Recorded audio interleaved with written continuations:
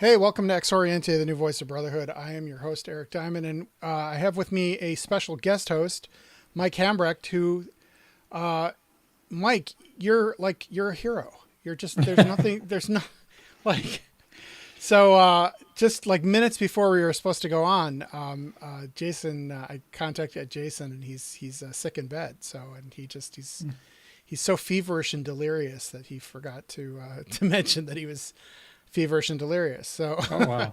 so I'm glad that you're able to fill in, because it's been a while since we actually were able to do a show. Kind of circumstances conspiring. The most recent one, it's kind of interesting. So last Sunday night, about, I don't know, maybe it was about an hour before we were supposed to go on. I was feeling terrible. And the night before, I had gone to the ER because I was bleeding. Oh. And this is kind of a little bit gross, but it's Yeah. biology. It's so I vomited what I thought was blood, and I wasn't sure. Oh, wow. So I was just like, well, I should go get this checked out. So we went. We go off to the emergency room. And they did a CAT scan. They pulled some blood. They looked at my blood levels, and they were like, oh, "We don't really see anything. So maybe you just, what'd you have for dinner? Chili. Oh, well, maybe it's the chili. So they sent me home. Oh. Well, unbeknownst to me, I was actually bleeding internally, and I kept bleeding pretty much all day Sunday. So get to Sunday night, an hour before we're about to go on, I'm getting woozy. I'm getting delirious. I can't stand. I'm Geez. yeah. And so I called my wife, who normally goes out and plays cards with her girlfriends on Sunday night so I can do the show. She's at her friend's house. I call her up. I'm like, I got to go back to the ER. So we go back. This time they take my blood sample. And this time I bled out all my discretionary blood. Like you can lose up to about a fifth of your blood before you start to like your body starts to shut down and they start like doing a blood transfusion. And they didn't wind up doing that because I guess blood transfusions they're kind of risky. Like there's things that can go wrong. And so they try not to do it unless it's absolutely necessary. So I got to right at the borderline where they're like, let's throw some blood into him. And so the next morning I had a little surgical procedure. They found the source of the bleeding. They patched it up. But as a result, like now I'm anemic for the next 3 or 4 weeks. And so it's, I just get fatigued really easily and stuff. So for everybody who's been following me on Facebook and wishing me well, thank you so much. I'm feeling a lot better. But that's why we weren't on the air last week. Because I was too busy going woo, and but we're back, and so thank you guys for sticking with me, and thank you, Mike, for filling in. Oh, I'm glad to be here. So today we wanted to talk about this is a show we've been kind of kicking it around for a long time, and we had other show priorities and things like that, but I wanted to talk about the gentleman, the idea of the gentleman. I know that Juan Sepulveda, who's also, and I should mention Mike. Mike is one of the co-hosts of the Masonic Roundtable, which is a great podcast that we take a lot of inspiration from. So if you, we'll get a plug in at the end of that for you guys as well. But Juan. Who's another one of the co-hosts of the Masonic Roundtable, and he also has a podcast called The Winding Stairs, right? And a Facebook group called The Winding Stairs. He has a thing that he's got called the Gentleman's Brotherhood, and I was kind of like, I subscribe to the group on Facebook that he runs, and I was just kind of like interested, and I started looking around at sort of the idea of a gentleman, right? And we have gentlemen's clubs, right? Which is the last thing, That's right. There's nothing gentlemanly about that, right? but then then there's this sort of I remember there was an ad campaign a few years ago. I work in advertising, so I'm like obsessed with ads all the time. But there was an ad campaign a few years ago for Jack Daniels. Like they have like a kind of a high end version of Jack Daniels called Gentleman Jack, Gentleman. Mm-hmm. and they did an ad campaign for it where they talked about the Brotherhood of the Gentleman. Right? They created this Brotherhood of the Gentleman to kind of, and that was their campaign. And I always thought that was kind of interesting. I'm like, oh, they're sort of playing on this. And we've talked on the show about the Chivas live with chivalry thing. So there's this thread that's kind of going on in popular culture around the idea of the gentleman. What is it? Brett, what's Art of Manliness? Oh, Brett James. I think so. Yeah. It's been a while since I've read any Yeah. of this stuff, So Art of Manliness is a blog that's sort of about being a gentleman. And I thought to myself, in this day and age, right, when like watching the news is akin to going into crazy circus time, right? Like, yeah, like is the idea of the gentleman, is it just sort of a kind of I don't know, man, like an anachronism, like just something that like. I think in our day it's almost an archaic idea. We look at it and we say, well, that's how, silly things that they used to do, like throwing their cloak over a puddle for a woman as she was, crossing the street, and opening doors, because I know a lot of guys that just don't, open a door for a lady anymore, I still do on occasion, it depends on the circumstance, but I do, and if I'm walking into a building, I will definitely, if there's even anybody who's behind me, actually, I tend to hold open the door and let them precede me, even at work, it's just kind of the way I do it. Now, in some companies, that's not a good idea because you got to make sure that the person who's actually coming in behind you belongs there. Right. But in any case, that whole idea of a gentleman is, that opening the door for, and I'll throw it out there this way just to cover it, but for a lady, or pulling a chair out for the lady for her to sit down when you're going to the dinner table, or even, sitting while you're sitting there, if a lady approaches the table, all the gentlemen should stand up, take off their hats in a building, things like that. Or even take your hat off to a lady. What's a hat? Well, yeah. Well, most people it's a ball cap, but hey, But I mean, you kind of get the idea. These are just little things that are that you see, but there's others, and it's the conversations you might have with each other, man to man, but that there's some things that you don't say in mixed companies. And that's more of a gentlemanly approach to things, and a lot of that stuff has really gone the wayside. I mean, there's guys who will tell all the dirty jokes, and it doesn't matter if there's a woman in the room or not. Some cases, even their own mother could be in the room and they're still going to tell that dirty joke, Well, that's interesting. So Yeah. you bring up like two aspects of the gentlemanliness, right? Which one is sort of the idea of deference to women, right? Like chivalry, I guess is another way to put it. And sort of manners, right? And then the other is this sort of like this idea of a sense of decorum, right? Of like, not just saying whatever pops into your head, or off color jokes or things like that, Yeah. And I mean, honestly, in some aspects of it, the Washington's rules of I can't remember the whole title now. All of a sudden, civility. That's it. Yeah, a lot of that would apply. You know, to what a gentleman should be. But there's other things too. I mean, but it's but then there's the and when I say knight, I'm talking more of sirs and lords, and those men are actually considered just by sheer fact of title to be gentlemen. Right. Right. there's that, and that Yes. means, that's just because they are, so, but they don't necessarily embody what we're talking about today about the Yeah, gentleman. that's So, true. So you bring up an interesting point, and you unknowingly stepped right into the perfect segue, right? Because you mentioned George Washington.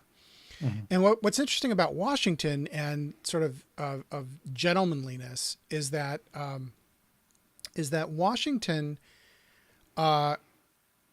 Washington, all of his life, really the only thing that he wanted to be known for mhm. was being a gentleman. Yeah, Like that was his great. Like he didn't have ambitions to be president. He didn't really have ambitions to be general of the Continental Army except to the extent that it made him a gentleman, right? It made him, right. esteemed by his peers. And so I kind of wanted to go back and kind of explore some of the ideas of like where this notion of a gentleman came from, right?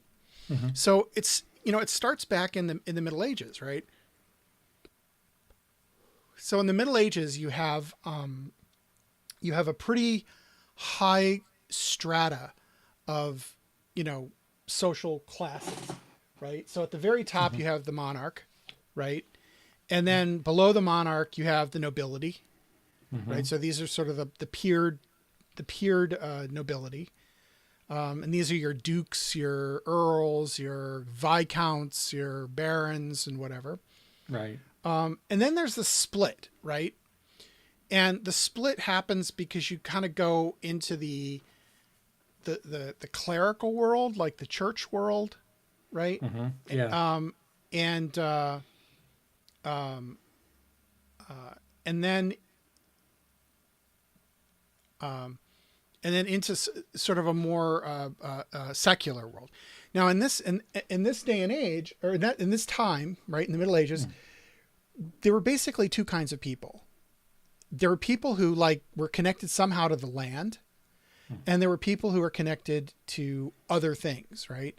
So underneath the nobility, on the other things category, right, you had the church, right? So basically anybody who was in the church. You had and those were called like the professions, right? So the idea of a profession is that you professed something. So these were doctors, these were lawyers. A lot of these guys were already in the church, right? Right. They were clergy, right? These are people who pursued some kind of scholarly pursuit, right? So those are your Correct. professionals. So they're like one tick below the nobility. Below them, you have your merchants and your artisans, right? So these are the guys who are doing trade. They're the jewelers. They're the candle makers. They're the blacksmiths. They're the people who are making stuff and selling stuff and moving goods and services around. And then under that, you have the apprentices, right? So anybody who is apprenticing to one of those sort of, maker type people, right, would be part of that side. On the other side, on the landed side, you have what was called the gentry, right? And the gentry were the people who owned land, right, but did not have title. So these are people who might own land because they have money, right? Maybe they were a merchant and they bought land, or they were given land as a grant because they served in the army or something like that. And so now they've got land, but no real title, right? So that's the gentry. Underneath that is the yeoman, right? So this is a person who doesn't necessarily own the land, but they work in some kind of administrative capacity. So they might work for a noble, or they might work for the gentry as a supervisor, or like a tax collector would be considered of the yeoman class. And then under that would be a husbandman, right? So Yep.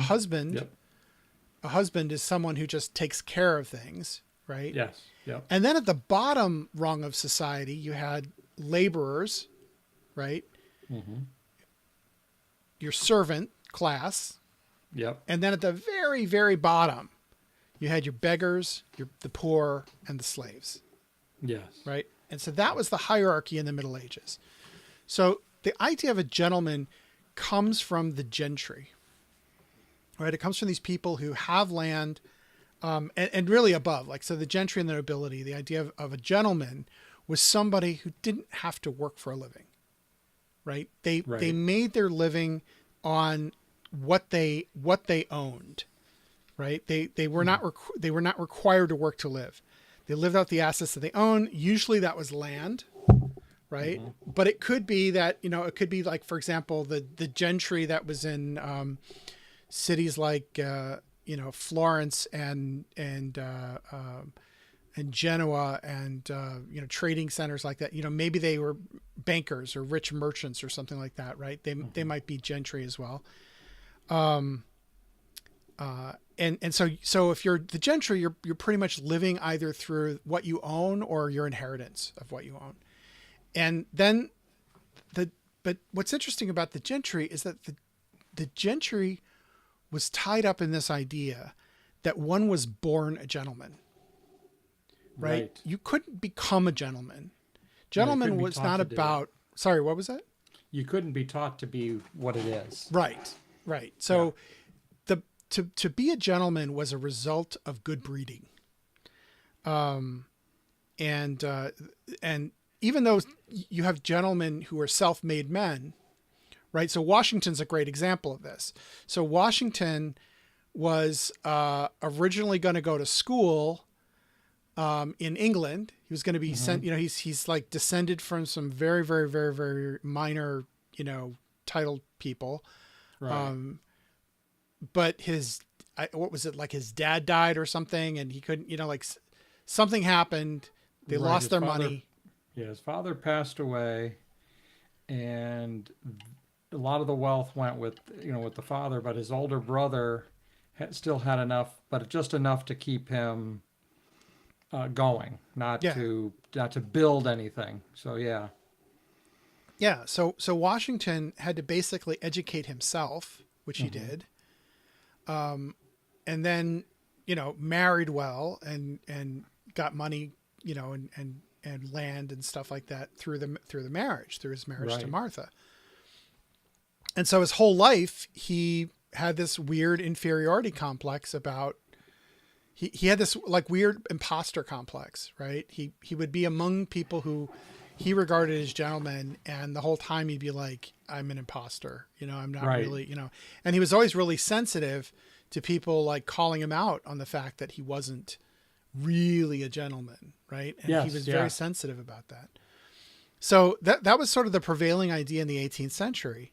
And it's interesting, like when you look at like hero stories and fairy tales and things like that, the people who come from low circumstances to become high circumstances at their root were born high, right? So you look at like King Arthur, right? He's born high, but his dad dies and he's secreted away in a, and he grows up as a poor kid, poor like son of, minor son of a adopted son of a nobleman, right? And like, who knew he was going to be king, right? But he was born that, he was born the right, he came from good stock.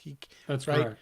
But even in that, he was actually handed over as a, he was he worked for the knight. I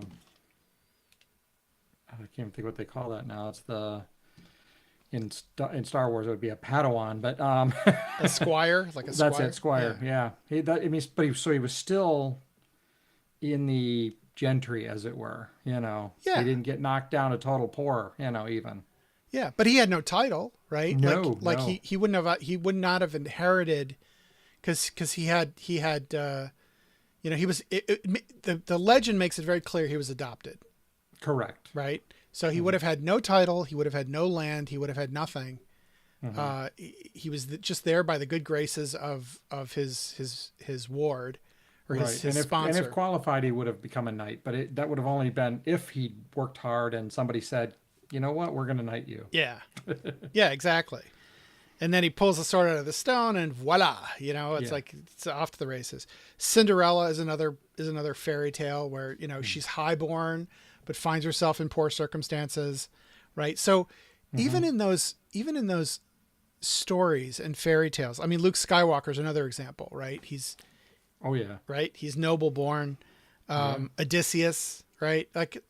Oh yeah. Like it's always that they're noble born. They fall on some kind of circumstance, and they're restored to their rightful place. So there was this whole notion back then that you're born a gentleman, like you can't be made a gentleman. And so what happens is that people who aspire to be gentlemen realize that the only way to show that you were born a gentleman is to act like you were born a gentleman, right? Because good breeding is good breeding, right? Right.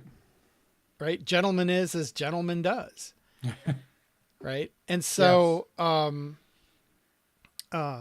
so it's not until, the mid to late 1700s that we start to get this notion, with this whole, like, all men are created equal nonsense that was going around then. Oh yeah. That this idea that there is nobility in everybody, that everybody is created equal, and that it's what you do in life and how you comport yourself that determines whether you're a gentleman, not who your parents were. Right. Right. And so one of the key ideas of this idea of being a gentleman is this idea of noblesse oblige. Have you heard that term before? I have heard that. Yeah. Yeah. So noblesse oblige means, it's French. It means the obligation of the nobility. And so the idea is that because you're highborn, you have an obligation to sort of look out for Christian values. You have an obligation to help the poor, to be a good guy, to be honest, to be, honorable, right? And if you're not honorable, right, that's an indication that something went wrong.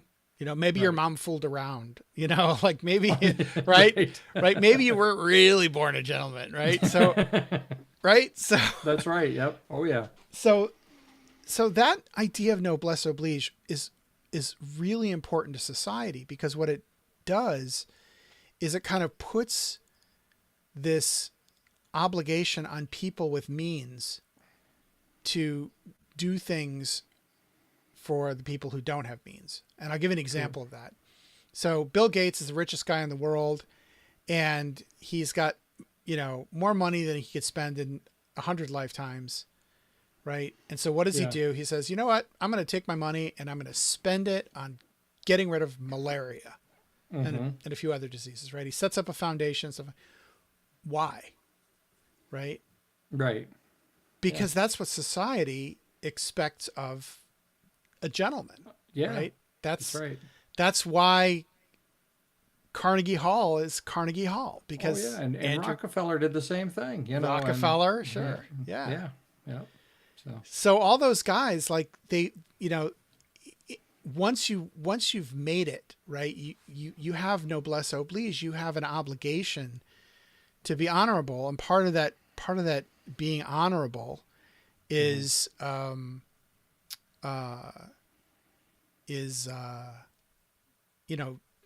sort of like doing good in the world.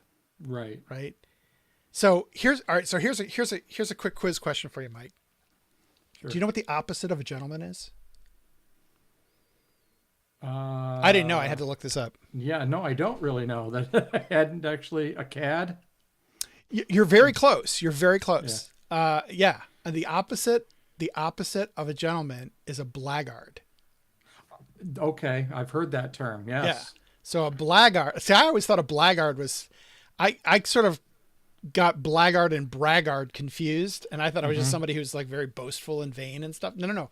A blackguard is somebody who is completely without honor, who lies all the time. Like if you think of like all the qualities of a gentleman, a blackguard has none of those qualities. Oh wow. Right. Okay. Yeah. Yep. So that's the opposite of a gentleman. So it was really important that you had the attributes of a gentleman, so that you could show that you were indeed worthy of being highborn, right? Oh, wow. Okay. Of being gentry. So, So at the time, what those what those aspects were education, right? Yeah. So a gentleman has to be able to read and write, Yes. right? A sense of morality and honesty, Yes. right? If you're caught in a lie that's dishonorable, and that could get you, nobody would then want to have anything to do with you socially, and that would be sort of a bad Right. moves, for one's sense of society. A gentleman was expected to have some degree of intellect, Okay. right? Yes. Manners, something that you mentioned earlier, right? Correct. So Yep. like opening doors and stuff like that. There was a certain dress signaling of gentlemen, right? So a gentleman would, for example, they might wear a signet ring, or they might have a little bit of bling on them, or Right. dress in maybe a silk coat instead of a crappy wool coat, Oh yeah. right. So And they knew which outfit to wear for which event even, I mean, yes, whether it's black tie, white tie, evening dress, that kind of stuff. They would absolutely. know and understand that. Yeah, for sure. And then they were expected to have sort of refined tastes, right? Yes. Oh yeah. And honor, right? We did a whole show on honor, but honor is the Yeah. sort of idea that it's weird. Honor comes from this sort of tradition of violence, right? So the You're idea of right. honor is like, if you do to me, I'm going to do back to you. And if you're not Yes. capable of doing that, then you have no honor, right? So if somebody slaps you with his glove, you're obligated to meet him on the field of, the dueling field, Right. right? Oh yeah. Yeah. And yeah, obviously you would lose your honor if you weren't good enough. I mean, it wasn't necessarily that, you were truly honorable when you defeated the guy in a duel. Right. It was Right. just And you were the better one. yeah, and you're obligated not to, even if you were more skilled, to you would, for example, you would never duel a child, right? Correct. Right. You Yeah. had to, there had to be some kind of even sense of fair play, right? Marcus with Queensberry rules, that kind of thing. That's right. Yes. Right. Correct. Yeah. And you would obey those rules to the letter, if you were truly honorable. Yeah, absolutely. Absolutely. So somewhere around mid 1700s, this idea starts to change, and the idea of a gentleman starts to be about how one comports oneself. And I just have a couple quotes I want to share with you guys. One is Sir Richard Steele said in 1714, "The appellation of gentleman is never to be affixed to a man's circumstances, but to his behavior in them." Oh, that makes sense. A lot. Yeah. Yeah. John Ruskin said, "Is what the word says that he comes from a pure gens, or is perfectly bred? After that, gentleness and sympathy are kind disposition and fine imagination." That was sort of his definition. So, what do you imagination? Is that something you think a gentleman needs to have, should have? Yeah, I mean, you do because honestly, the way imagination works, even for me, is that you have to visualize what it is that is expected of you in order to be able to act it. I mean, if you can't visualize it for yourself, to understand what it means to be, when someone tells you to be a good person, if you can't visualize what that means, granted, you have to be taught things, but if you still can't visualize it, you can't act it. I'm not saying that, acting is the same as being, but you have to start somewhere, So, yeah. So imagination requires you to be able to visualize what you're being told, Yeah, to understand what to be. I like that. All right, hang on one sec. I'm pulling up a couple more quotes. Let's see here.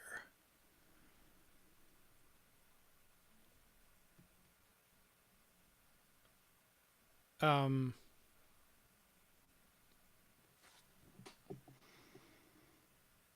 And for what we're talking about here, I know this will sound odd because it's actually going to be more about a woman's perspective on this, but My Fair Lady is a concept of the gentleman uh, being more educated, being more of an educational thing rather than a born thing, that that story where they take a woman of low birth and turn her into a lady, yes. you know. And it's the same principle, though. Granted, it's a lady's side of it, but it's the same direction we're talking about here. Well, yeah, and I think what it teaches. I mean, I think what George Bernard Shaw was getting at in Hmm. that was that here you have these gentlemen who are behaving like complete blackguards, right? Yes. By treating this woman as a total object, right? And they Oh, have yeah. all the trappings of a general. They have wealth, they have leisure, they have education, they have everything, right? Oh, They have yeah. all the Yep. ingredients, and yet they're complete jerks. Oh, yeah. Because, I mean, they start off with this idea that they're taking oh, well, she's low born and we're going to prove that we can do this. And it's a bet. I mean, it's trading places long Well, before yeah, I trading mean, Trading places, of Places course. is a retelling of that for sure. Yeah. But the point really amounts to is that, what they did is they did teach someone to become better than their station.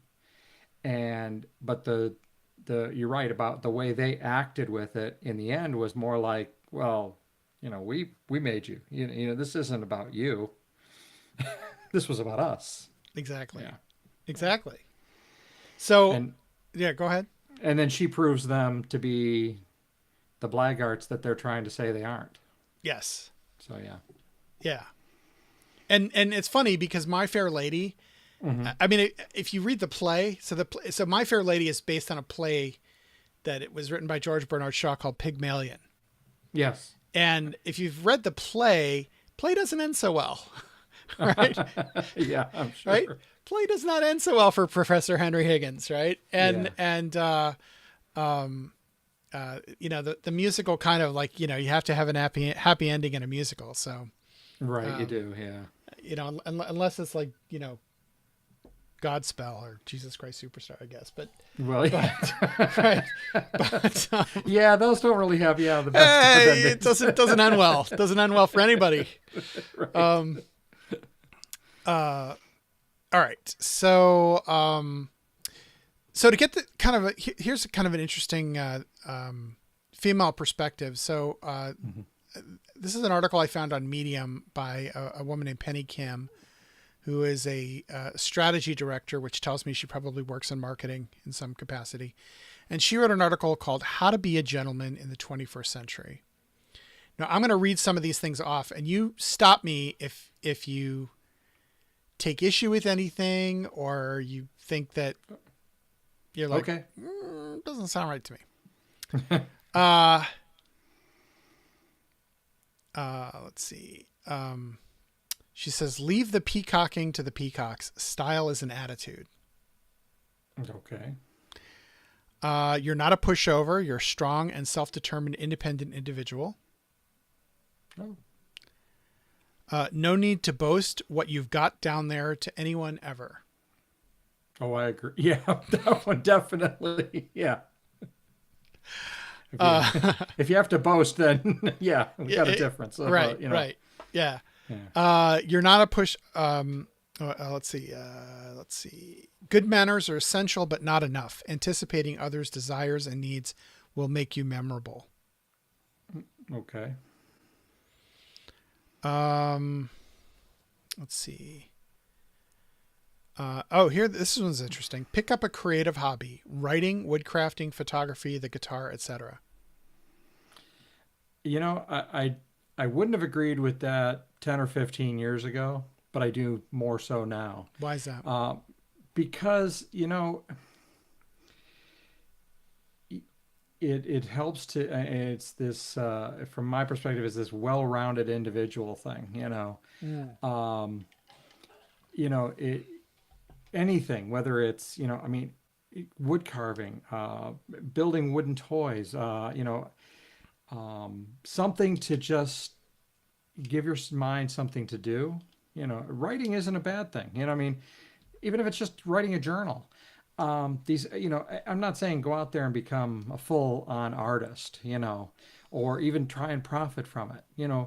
I mean, another creative hobby would be just go out and build model cars. I mean, Mm-hmm. it allows you to take a look at something and make it something that's your own, you know.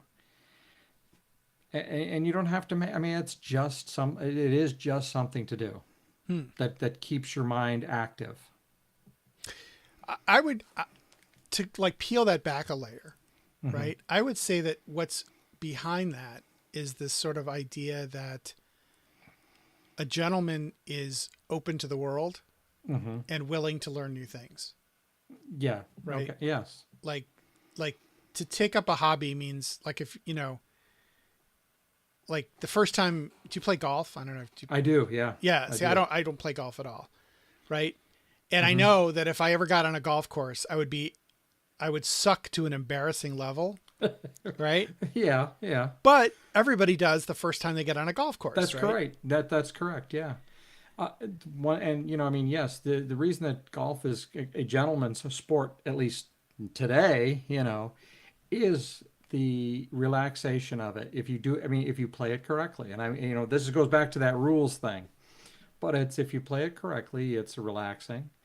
It's conversational, and it's yeah, you do have some bets with it, but the biggest thing is it's self-governed rules, you know, because you count your strokes.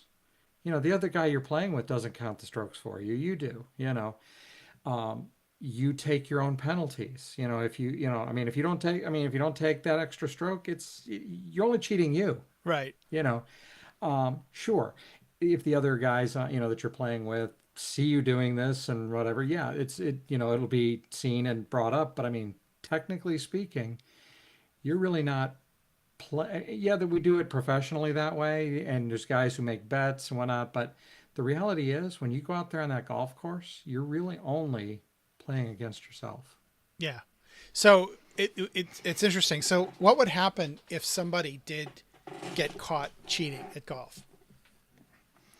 I mean, there's a couple. I mean, it's cheating, but there's a couple things. One is you're going to add another stroke. You're going to be thrown off the course, depending on the golf course, depending Yeah. on the people you're with. But if you're in a club, if you're in a country club, yeah, you're probably not. You're going to lose your membership even.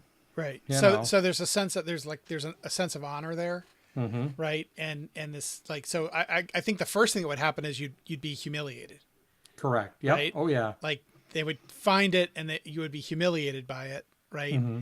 And then there'd be a breach of trust so that no one would ever know for sure whether you're cheating or not, Right. Ever again. Yeah. ever again. And I think that's probably the root of why you might get tossed out of the country club, right? Because Right. that's no fun, right? Oh yeah. Well, and the other side to that too is, I mean, if you've ever seen the movie Rising Sun with Sean Connery, at the very end of the Yes. movie, he's been given another golf membership by the Japanese guys he plays with and whatnot, and this really rich Japanese guy is talking about the next time they play. He says, "I'll try and make it harder for you to let me win." Right. You know. Right. Exactly. So yeah. Yeah. So here's another one. You know how to be funny without being crass or overly sarcastic. Oh yeah. There's a thin line there. Yeah, you got to be that one I've seen. I've seen it both ways on that one, where a guy he's really super funny and everything, but then sometimes, I mean, and people like it, and even sometimes the person you're with, if you're out on a date and it starts off, this is funny, but then somewhere along the line, that line just gets crossed and you're now a jerk. Yeah, because So you're hurtful with that comedy. yeah, yeah. So let me ask you a question. So I've always been a great admirer of Winston Churchill, Mm-hmm. and he was the master of the, the witty insult, Mm-hmm. Oh right? yeah. So there's, three favorite insults that, I wonder if somebody's ever like compiled a book of his zingers, but he was once like I think it was Lady Astor said to him, Sir Winston, if I were your wife, I'd poison your coffee. And he said, Madam, if you were, if you were my wife, I would drink it. Yeah. And, that was one. That's probably his most famous one. His second one was he referred to somebody, and I can't remember who this is, but he referred to somebody in Parliament as a modest man who has much to be modest about.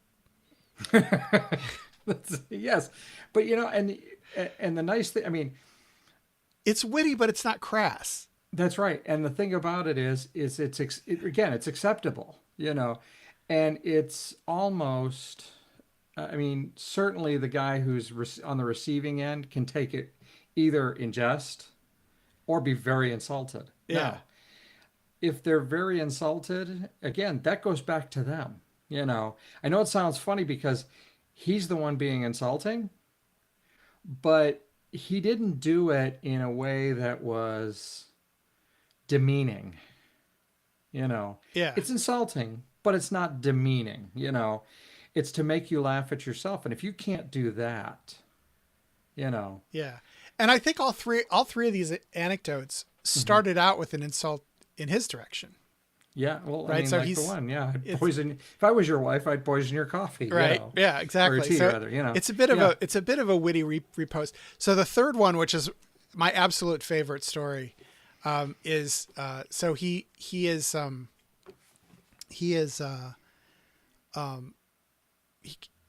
Churchill comes under a lot of criticism for his handling of Gallipoli.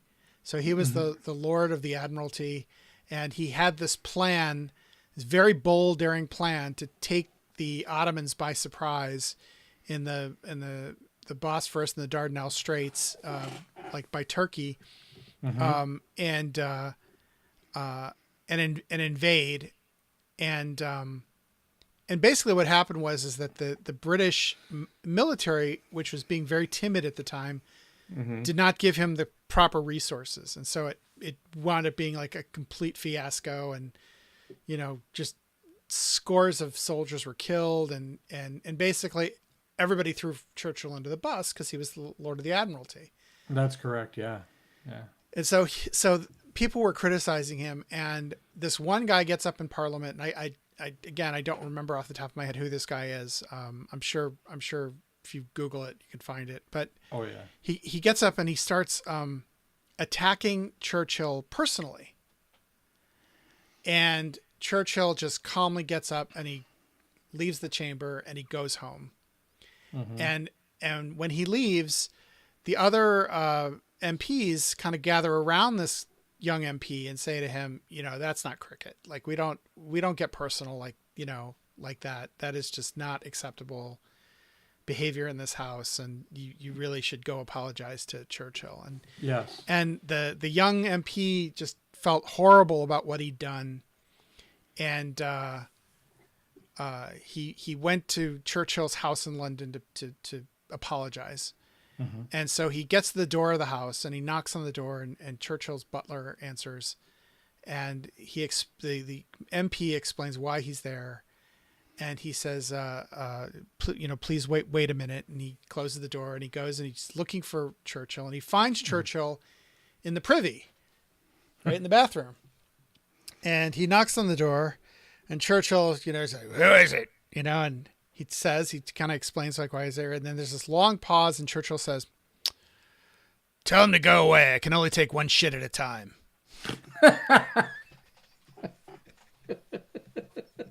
Yeah, I could see that.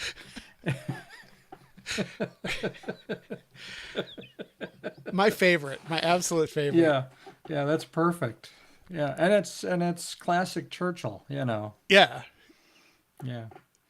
But the funny part about some of those is, like that one, for example, is that urban legend or true? It was in, so the best biography of him that I've ever read has been William Manchester. Yeah, I've heard wrote that one. Yeah. the trilogy, and it was in that one. That's where I read it. So Okay. I figured if it were apocryphal, he would have said it. Right. I agree. I had never known where it came from, but Yeah. you know, it's one of those. It's like, where'd that come from? Yeah. So Here's one. A gentleman appreciates penmanship. Legible handwriting is a must.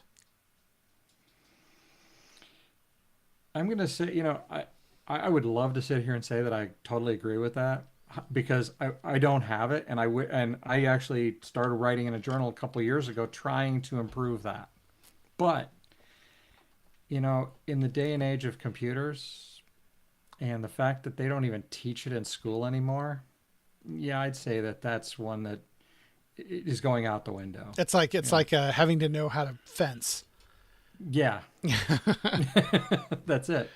I mean, it's a nice one. I mean, I'd say it's a nice to have, but not a requirement. Okay.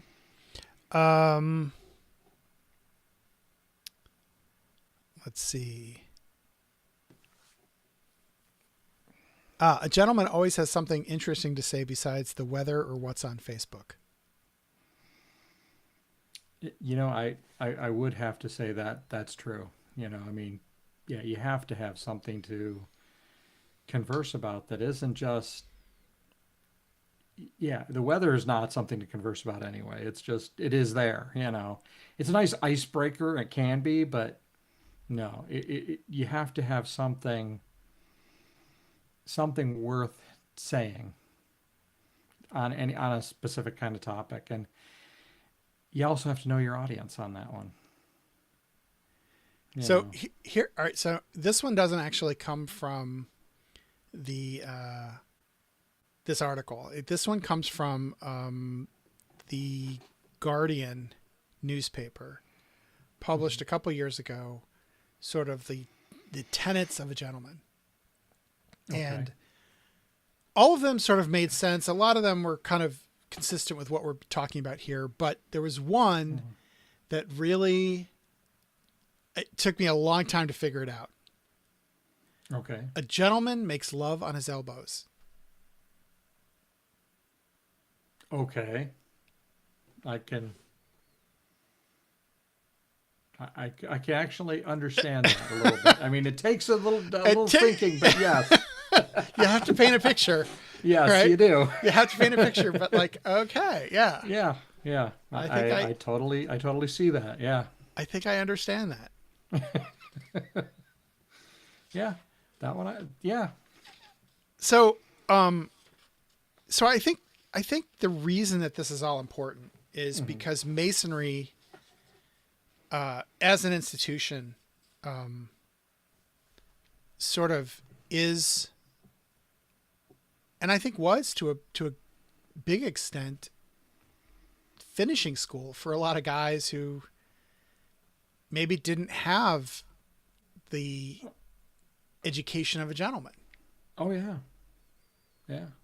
I can see that. And it actually strikes funny. I mean, it's, when you think about gentlemen, or gentry and all that starting off as a class structure thing, and now you're having the meeting on the level.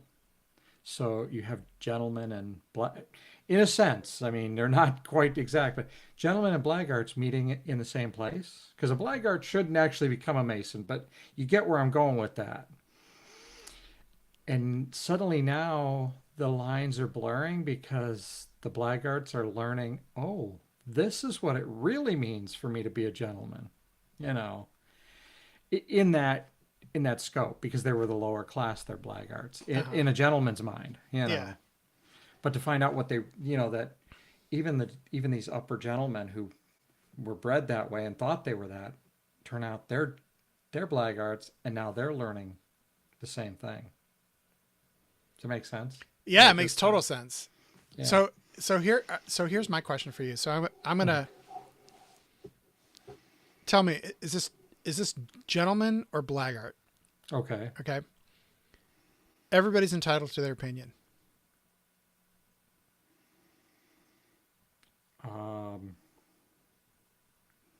Yeah, that's a tough one because I would say it's a gentleman's viewpoint, but actually saying it is more the blackguard because they're usually the ones saying, "Hey, I'm allowed to think you're an idiot." You know.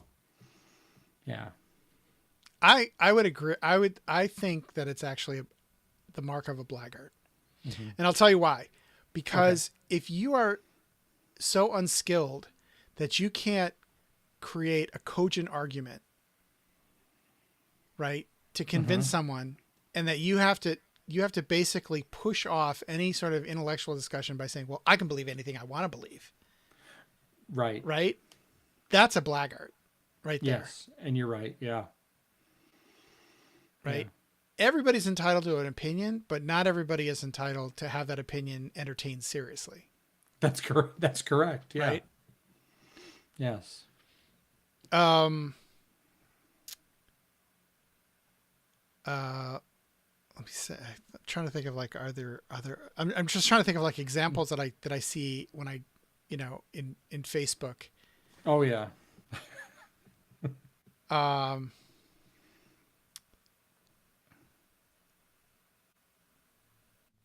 I can't think of anything off the top of my head. I'm like afraid to go log on to Facebook right now, even though we're on Oh yeah. Facebook, Yeah. Right. just, Right. just Well, to I kind mean, of, I'll tell you. I mean, another good place to find a lot of that kind of stuff anyway is have you ever read I've gone onto the app Countable, which has to do with um, you can actually talk to your congressman and everything and find out what the current bill is and everything about it and vote yay or nay to actually send a thing to your congressman about oh, bills what's this thing before called? Congress. It's called Countable or Countable, Accountable? Account. just countable, yeah. And I have found on there that that people have well, everybody has an opinion, and yes, everybody's entitled to their opinion, but I mean, I'm telling you that some people just it's just as bad as being on Facebook when it comes down to political opinion sometimes. And it's bad in the aspect of most people's opinions, the way they come across on there is so uh, I'm trying to think what I logical fallacies galore. Oh yeah. You know, um, Yeah. You hit a nerve with that one on me, for me, as anybody who listens to the show could tell you. yes, yeah. I mean, it is what it is on that scale, but it's I mean, because there's been plenty of times I've read what somebody said and wished because you can't actually reply directly to someone. You could actually write your reply and literally say it, but it's not a reply. It's just your comment on Mm. that particular, you know, uh, item because it's not just the bills. It's actually, it could be a news item. But and a lot of it is take action. So you write a letter and it actually gets sent directly to your congressman right from that app. But if you share it, it actually shows up in the countable comment section and on Facebook and so forth too. So I it sounds like an awesome app yeah, and a really dangerous one for me. Like yeah, yeah. that, as somebody who like regularly gets into Facebook fights all the time, Hmm. it's really funny. Like anytime I'm clicking away on my phone, my Hmm. wife just turns to me and says, "Facebook fight," Yeah, and I'd say 8 times out of 10, she's right. yeah. Right. So one of my New Year's resolutions this year was like to try to do that less. And I've been trying really hard. And my thing is that like, I don't consider myself a troll. I'm not here to like just refute people. Hmm. But if somebody is spouting bullshit, I feel like I have to call it out in a, Oh in a, in yeah. a kind way, Hmm. because people are watching. And if you stay silent, then that means that you're, like silent is consent, right? Right. That's right. Yeah. And I have a hard time. I mean, I've actually gotten to the point where I have a hard time responding because I don't want to go off and be because I know me. I will start off with a great idea on how this is, but the more it goes, the worse my idea becomes because I start getting adding my emotions into it and definitely hitting all the logical fallacies. you know Because it starts off. It's like, yeah, I can tell you how you're wrong, but when you start, it's that same thing of um, when a wise man is arguing with a fool, how do you know which one is the wise man and which one is the fool? Mm-hmm. You know, it becomes that. Yeah, it's funny. I've heard that, but in a different way. The way that I Hmm. heard it was never wrestle with a pig Okay. because you'll just get filthy muddy and the pig will enjoy it. Yeah. Oh, yeah. It's the same thing. Yeah. Same principle. Yeah. Right. Yeah. Um. All right. Here's one. Here's one. I should be able to wear whatever I want to lodge because it's the inside of a mason that counts, not the outside. That's a blackguard for sure. Why? Um, because that statement that we use isn't about that at all. It's the inward quality and the inner quality of a man that we're looking for. That's when we're bringing you in. That's to determine that you're not, that you were not a just a commoner. I mean, if you go back to the beginnings of it, you can be a commoner, but it doesn't matter. We don't care that that's what you are. We're looking for what you have inside to offer when you come in. It doesn't matter if you're noble or noble born or low born. That's what it means there. But once you're inside, you have to. It's like going to your regular job. You dress for your job. Mm-hmm. You know, I mean, and it doesn't matter if you're a factory worker and you're wearing, the blue collar work, or if you're in an office and you wear white collar, and a shirt and tie. You have a certain decorum there. Your lodge has a certain decorum. Now, if your lodge is polo shirts and slacks most of the time, then that's what it is, and that fits. And you're right. I mean, in that aspect, everyone is equal. But the idea behind the whole thing is, too, though, is that if you have a guy who wants to and shows up into your lodge in a suit and tie, because that's what he thinks it is, then he's just as right as the guy who's coming to that lodge right from the fields in his coveralls and t-shirt and shit covered boots, Mm-hmm. because you came. We're glad you're here. You're our brothers. But the other side to it is, if if you don't have the time, that's one thing. But if you care about this lodge, if you care about yourself, you'll take the time to make yourself the better person when you come in there. And I'm not going to say that that means you're wearing a suit and tie. I'm saying you'll clean yourself up Mm-hmm. and come to lodge clean and neat, Yeah, and whatever that I means. think the gentlemanly principle behind that is that a gentleman is is not there to make other people uncomfortable, Right. and so he dresses for the occasion because it just makes his hosts or whoever he's with comfortable. Right. And that's Right. like where I said, a true gentleman knows what event he wears a white tie for, and coat and tails, and for black tie or whatever it is, and the man who knows to wear an evening jacket, or whatever event else he's at. Mm-hmm. He knows the correct clothing to do that. It comes down to the same thing. I mean, just knowing, which most people don't anymore, but which fork to use. I mean, Yeah. those are, and it's a manners thing on that even. But again, it's that whole thing. Clean yourself up. If you care about where you're going, if you care about your lodge, you have time. You make the time. You know, and I know some guys leave right from work and they have a half an hour to get to lodge, and it takes them a half an hour from their place. Then grab your clothes and bring them there. I mean, I go to a lodge where guys come into the restroom and they use the paper towels, wash their face up and whatnot, and they change into their suit and tie. Mm-hmm. You know, Yeah.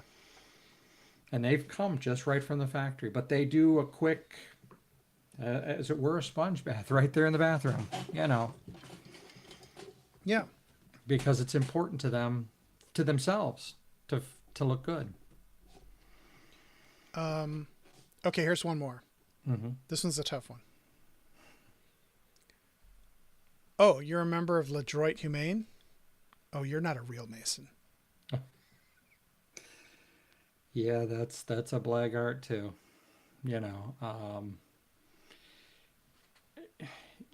uh, they're not recognized, but that doesn't make, because they do this. I mean, for the most part, they're doing the same ritual we are. They're doing the same work. You know, they happen to have certain differences between them that they allow the women in. Uh, it's just a different set of rules. But that doesn't make them. We can't talk masonry with them, but that doesn't make them any less what we are. you know, Yeah. it's just we can't go to lodge together. Right. Yeah. No, I think that is exactly right. Yeah. I liken it to I liken it to like different sects of a church. Mm-hmm. Right? Like there's some religions where, sorry, you can't go past that curtain or that door, that, you have to Right. be a certain, whatever. And that's fair, right? Mm-hmm. Like to say, well, we can't sit and lodge with women doesn't take away their self-worth or, their ability to call themselves whatever they want. And I think it's, like, and the reason I'm mentioning this is because, recently with, and we talked about this on the show a couple weeks ago, Mm-hmm. where, the UGLE had that transgender policy that they did. Right. Correct. And Yep. you have people like saying, oh, well,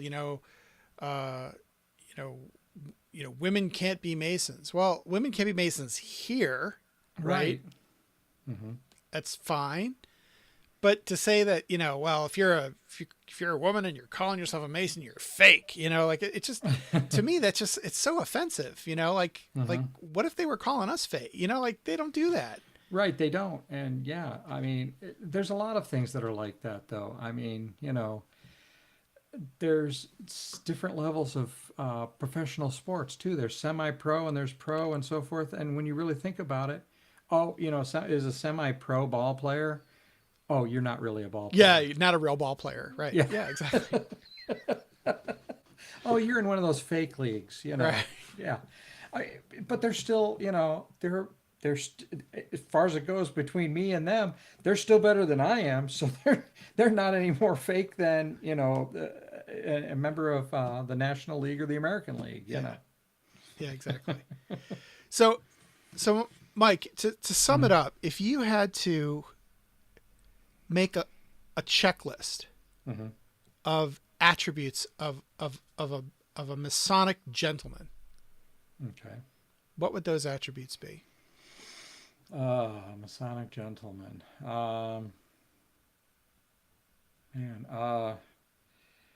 First off, attributes. Caring. Okay. Caring for for others. That probably comes right into our brotherly love. But the biggest thing I have to say about gentlemen in any case, to be a true gentleman, is it would be to fall in that line of caring about everyone around, caring about the people around you, whether or not, and this is a key thing for being a Mason, whether or not they're a Mason. Mm-hmm. Because it's easy to do, to your brothers, but you have to do it for everybody else as well. I'm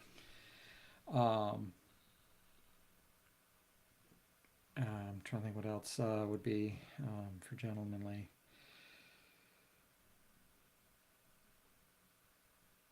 Care about yourself. Make sure that you're caring. I mean, and I know caring sounds but take care of yourself. Pay attention to yourself. Yeah, that's it. Yeah.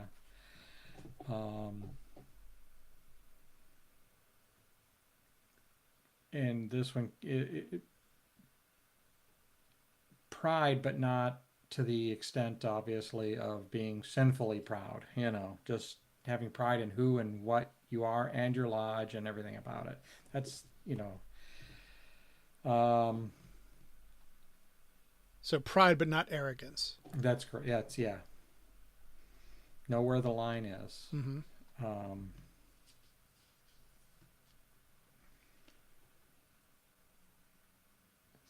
And just for the audience, yeah.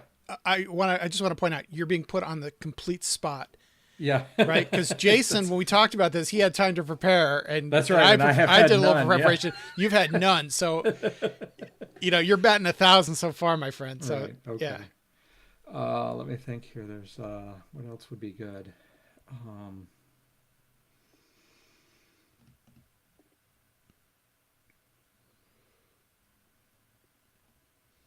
I know that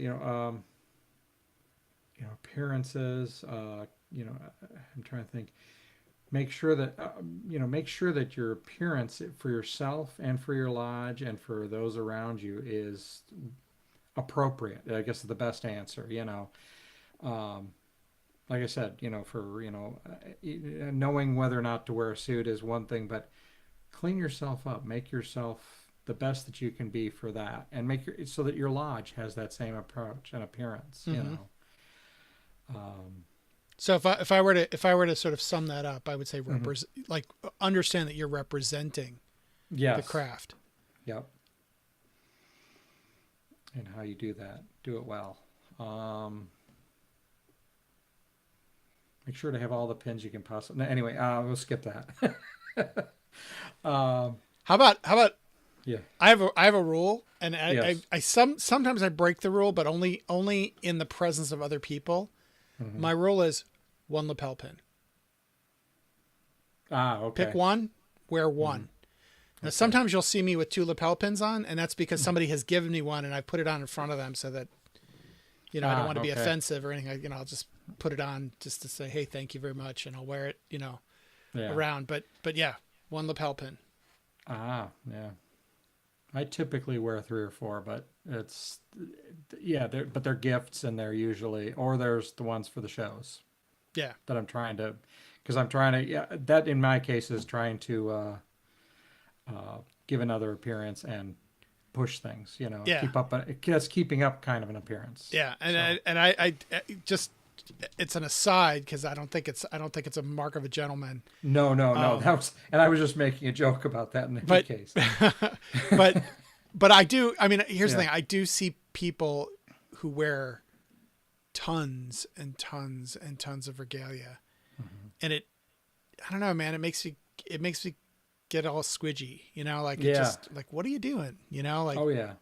And actually that brings up another point within, it's probably back to the pride and arrogance thing too, but make sure that no matter what level you've attained within the order, that you still know that we're all on the level, but that probably comes down to the pride and arrogance thing. But honestly, that's something I think is an attribute that's necessary. I totally agree. It's interesting. Have you ever met Rex Hutchins? I have not. Not so yet. No. Rex is a total character, and Jason and I know Rex pretty well. And the thing about Rex Hutchins is that if you were to sit down and talk to him for an evening, he would blow you away with who he knows, where he's been. Like one of his college professors is Margaret Mead. Oh, wow. Right? Wow. I mean, yeah, he just has story after story. This is a guy who's got the entire Bible memorized, right? Oh, wow. And knows it in Hebrew too. He's just cool. right? But I was still pretty freshly minted Mason. You would never know it, but he is not the sort of person who wears it on his sleeve. He is not the sort of person who rubs your face in it. It's actually kind of funny when he does that too, because sometimes he'll just be this sort of unassuming dude, and someone will say something just completely, as we say in Yiddish, fakakta, and he just like he will just take them apart. Like, well, let me respond to that, and then guys like bleeding all over the table, but but Rex is to me, like, Rex is a real exemplar of that idea of being someone who's like, Rex he's got his dance card punched in terms of honors and masonry. He's pretty much got everything, and yet you'd never know it. Like, you'd never like he would never lord that over you. He would never push that out there as like, well, you need to listen to me because I'm a 33rd, or I'm a Grand Cross, or I'm a blah, blah, blah. Right. Never. Yeah. Brent Morris too, I think, is like that. Like they're okay. the Masons that I really admire. Joe Crociata, is another one that these are guys who very learned, very, like to me that they are like the Masonic gentlemen. Oh, good. Yeah. Yeah. That was another thing I was thinking of, because we talked about this earlier as another attribute. Communicate well. Communicate what you mean, and do it well. Because that's one of our educations. We want people to learn to be able to communicate well. So do it, and that would be an attribute of a gentleman as well, in my mind, a Masonic gentleman. Mm-hmm. Cool. I have 10 that that I put together. And actually there's quite a lot of overlap in my 10 with what you've given. So you've given, let's see, 5 so far. And I think all of yours are also in my list as well. Okay. Number 1, the Masonic gentleman is educated and capable of independent thought. And I realized, like, when I was kind of thinking about this is why when you read like the Federalist Papers and stuff, this is why the founders of our country a lot of them were so against political parties, right? Because it creates this sort of Me Tooism that really discourages independent thinking and independent discourse, right. and kind of contributes to kind of the mess we've got today. And the exemplar of that to me is Winston Churchill. Like, Winston Churchill always, like, he was a curious, like, he took up bricklaying at the age of like 50, and one of the, he was designing weapon systems and stuff during the war, like, to the point where, like, they had to pull him aside and say, please, Prime Minister, like, focus on what you're supposed to be doing and stop designing weapon systems, like, right. Number 2 is personal courage to stand up for his principles, even when it's unpopular. Oh yeah. Without a doubt. Right. I mean, that's something that we have, I think, far too little of, especially the further up you get in Masonry, because I think in Masonry, like, a lot of times you have something to lose. Yeah. Right. By sticking your neck out. And so a lot of times you'll see these really kind of horrible injustices happen, and people just don't say anything because they're afraid. Right. And they allow that fear to kind of rule them. 3 is discernment, right? So he can ascertain the quality of things in people. Right. Mm-hmm. So here's this is kind of a thing for me, is there's so much, and we're going to do a show on this. I think we're going to probably have Patrick Craddock on. It's something we've been talking about forever. Oh, good idea. To talk about Masonic material culture, because there's so much crap out there. I mean, just really cheap, like, my bank wouldn't even give it away on a Saturday, like, because it's so crappy. And to me, like, the Gentleman Mason kind of takes pride in what he had, how he adores himself and what he wears, and wouldn't, just, I don't know, like some of those, it's funny too, because, like, I'm going to get in trouble with Juan Sepulveda and John Rourke and those guys, but like like there's this crop of Masonic t-shirts that are out there. Some of them are, like, kind of questionable in my book. Oh yeah. Right. Just like, I don't, Yeah. Actually, I have a hoodie of one that would be questionable, but I got it for a reason. Yeah. Well, look, like like we say in masonry, like always perfectible, never perfect, right? So That's like right. none of us are, right? So like, but I think too, like, I mean, it's something that we admire, a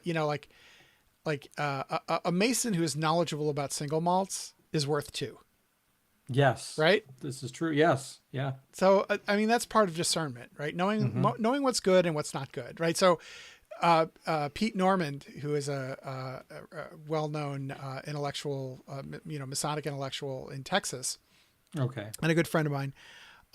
He always, I tease him about this all the time. He talks about like cold spaghetti on a paper plate Masonic dinners, right? And Yes. and right, and he always mentions that, and I think it's kind of funny, but he has a point, and the point is that it's, and you kind of mentioned it about taking care of how how you comport yourself, and and how much of a priority you make masonry.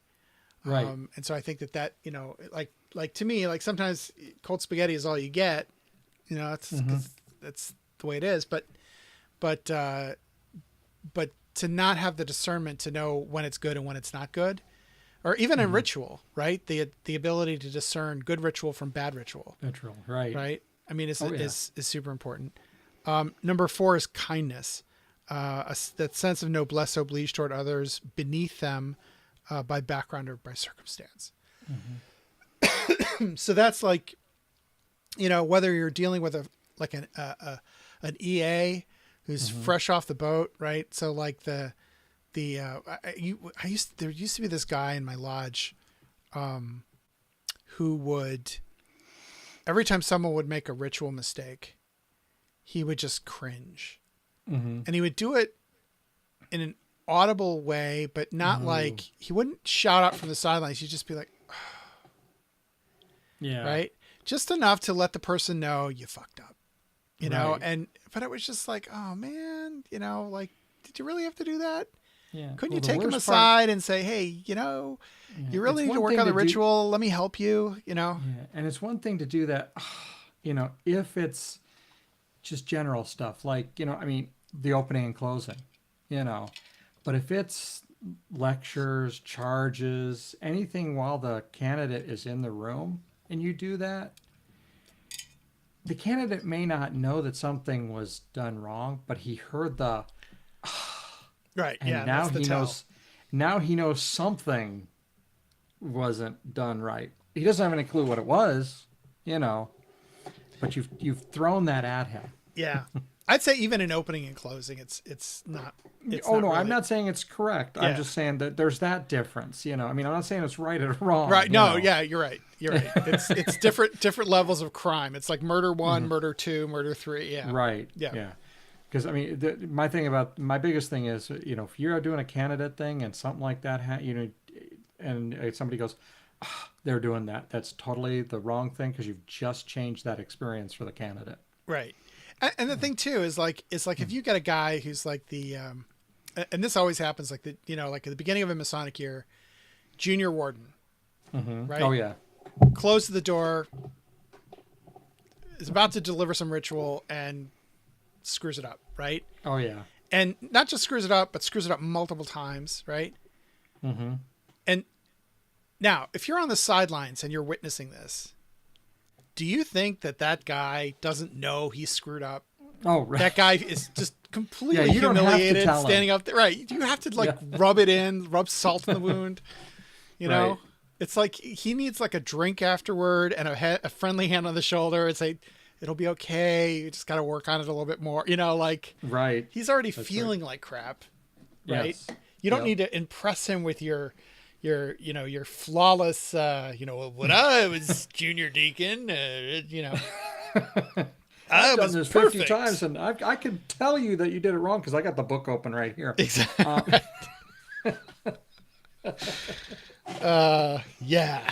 Number 5, aesthetics. The gentleman Mason can appreciate beauty in the arts, sciences, and in nature. Yes. Yeah. There's a really great Jewish parable. It's by so there are these there are these stories about the Rabbi Hillel, who's like one of the great rabbis of Judaism, the Talmudic rabbis, and Shammai. And Shammai was a great rabbi too, but he was always about the letter of the law, whereas Hillel was about the spirit of the law. Right. Okay. And so there were all of these stories about, like, they ask Hillel one thing and Shammai the other. So they ask both rabbis, to say, what happens when you're at a wedding and the bride is really ugly? Do you lie and say that the bride is beautiful? And Shammai kind of pulls himself up and he says, well, no, of course not, because it would be wrong. It's to lie. How could you say someone's beautiful when they're not? That's not being truthful. And we're called upon by God to be truthful. Right. And Hillel says, yeah, of course I'd say she's beautiful. Every bride is beautiful on her wedding day. Right. Like, aha. Okay. So that's, it's like finding the beauty, maybe where there's, where it might be hard to be, hard to find beauty. Hillel also said one of my favorite quotes of all time, which is, in a place where there are no men, strive to be a man. Isn't that great? In a place where there are no men, strive to be a man. To be a man. Number 6 is dignity. The gentleman Mason maintains his composure and does not allow his passion or temper to rule him. Yes. Right. Industrious, right? Symbol of the beehive. Oh, right. Yep. Number 7, the gentleman Mason pursues meaningful activities that improve things for his world. Yes. Yeah. Number 8, seeks wisdom and self-improvement. Oh, without a doubt. Right. 9, and this is the your number 5, can express himself orally and in writing with wit and subtlety. Yeah, definitely. And then number 10 is a sense of humility. Oh yeah. Yeah. Yep. Okay, so let's end this episode. You can pick up to 10 people in society that to you, they don't have to be Masons. Okay. Just 10 people. It could be actors. They could be from any walk of life who are who kind of represent a gentleman to you. Like who would those people be? And you don't have to pick 10. Like if there's only 2 or 1, that's fine. Okay. Wow. That's a tough one now. I'm trying to think. Who did I?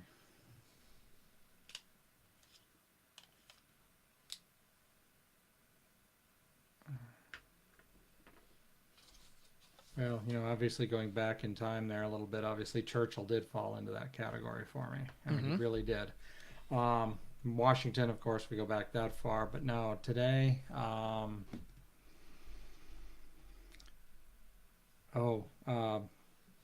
ex-president Jimmy Carter, without a doubt.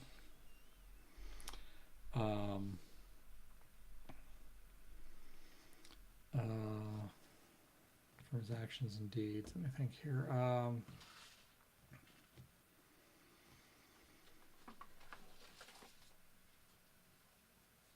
believe Gerald Ford, but he's gone too. Gerald Ford. I mean, they don't have to be alive right now. Okay. Yeah, but he was another one.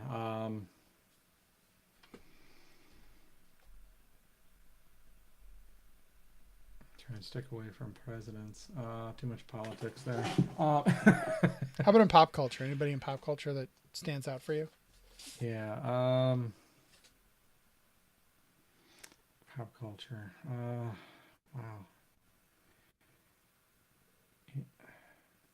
Gosh, there was somebody. I know there was somebody I was looking at not too long ago, and I can't even think of who it was. That's okay. Again, I'm putting you totally on the spot. Yeah, so I'm sorry. That's not, okay. That's all right. Yeah. All right. So the list that I came up with was David Niven. Oh yes, yeah. Right. To me, like if I could sculpt a gentleman, it would be David Niven. Okay. I had Winston Churchill too. Jimmy Stewart. Oh, yes. Right. Yeah. I mean, here's a guy who like not only was an amazing actor, but like a genuine war hero. And not just like went off to war and did his bit, came back, went off to war a second time, and trained pilots. Right. That's right. Yeah. Yeah. Yeah. He was an right. awesome. Yes, Yeah. yeah. I mean, to me that like like and never really talked about it. I mean, people would say be like, No. "Oh, you're a war hero." He'd be like, "Yeah, whatever." Yeah. He didn't really. Yeah. It wasn't part of who it didn't define him. Yeah. Right. And it was interesting because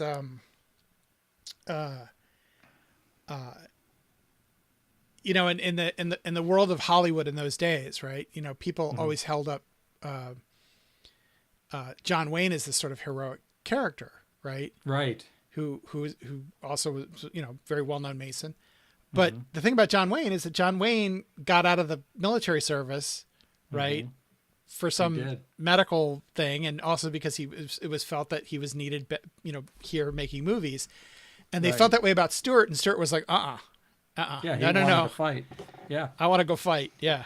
Yep. I want to say because you mentioned David Niven, he was one also. He went off to fight in World War II. Yeah. And Peter Ustinov as well. They were actually together on a lot of stuff. Yeah. Charles Durning was I think he was a Marine, wasn't he? Yeah. Yep. Barack Obama's on my list. Now I know that might be a little bit controversial, but I gotta, to me, first of all, the guy, in terms of like a communicator, an amazing communicator, but to take the kind of abuse that he took on a personal level and still maintain his cool and composure for 8 years, like he embodies it to me. Fred Astaire. Yes. Right. Yeah. Tom Hanks. Oh, yeah. Right.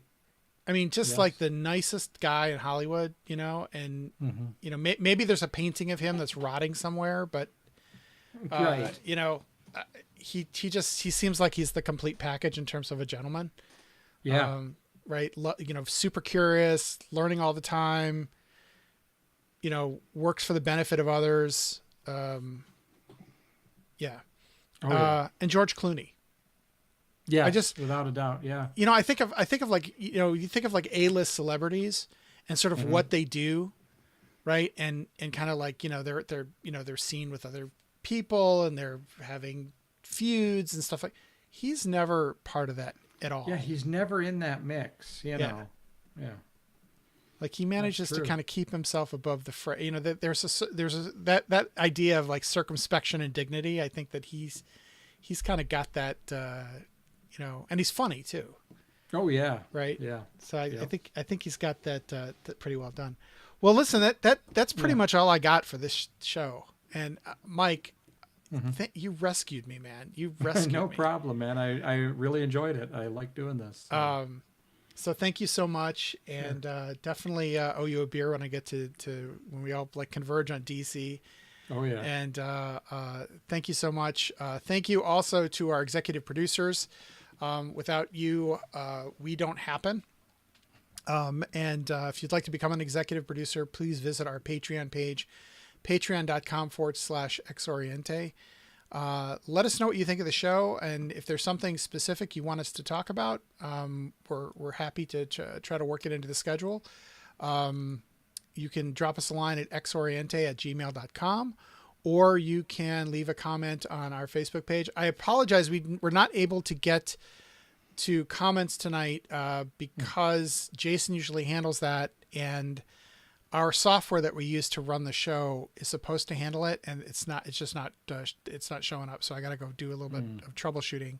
So hopefully next week we'll definitely respond after the show in the comments over the next few days. And thank you so much for the people who are here live. Typically we do the show live Sunday nights at around 8 p.m. Central Time, 9 p.m. Eastern. And it's funny, we did that one show a couple weeks ago on Tuesday night because we just, you know, we were having technical problems, and it didn't occur to us that we were running into your your time slot. And then like Jason and I had a sort of a short conference afterward, like, we shouldn't be doing that, like we should be mindful. So, so one of the things I think we're going to do is, we had, Jason was talking about, he wanted to start like a podcasters association, which we sort of already have something loose like that. Right. But just so that we know, like when people do their, if they're doing their show live, like when are they doing it, so that we don't, we don't schedule something over somebody else, and we can kind of do a little bit more better coordination and, maybe some bigger events and stuff like that. Yeah, that would be great. Yeah. So anyway, thank you so much for being here. Thank you for listening, and we'll see you next time. Fiat Vox, everybody.